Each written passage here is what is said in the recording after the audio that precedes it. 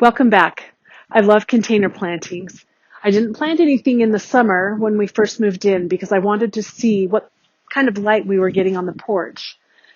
But once autumn hit, I had the urge to plant. And so I had never planted autumn container planters before, so I decided to try it this year. What I did was I bought some hardy cabbage and some mums and some echinacea and a decorative grass. And I also planted dahlias. Well, you can see they're buried now by snow, but we're talking about the dahlias today because I had never grown dahlias before. I've always shied away from them because I didn't want to treat them as an annual because I think they're so beautiful, but I also know that there's some care involved in overwintering the tubers. But I decided to be brave.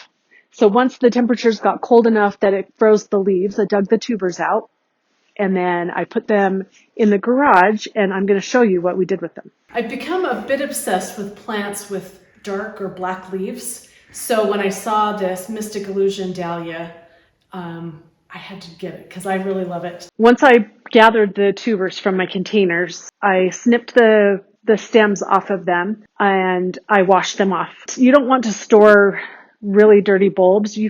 Some dirt is okay to stay on, but you should get them as clean as possible. And then after I wash them, I've laid them on a towel on the counter for about a day, I think. And then you bring them out to the garage. And so we put them in this box. And what you do is you cover them completely with vermiculite or some kind of light mix. You could use peat moss too if you wanted to. And then you come and check them once a month. So we took them out a month ago. And so this is our first check. So the vermiculite feels a little dry. So I'm just going to squirt, I'm just going to squirt a little bit of water.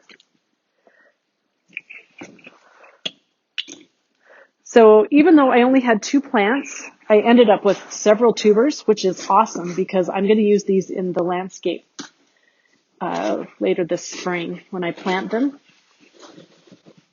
They need to stay a little damp, but you don't want them too damp that they mold.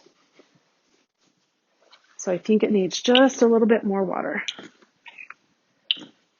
This is an experiment. I've never tried this before, so hopefully they work out. It's okay if these little pieces stick up a little bit. And as the winter goes on, they'll start getting some growth on them so that you can see exactly how to plant them. But anyway, this is what they look like. We'll check them again at the end of January and see where we are. See you next time.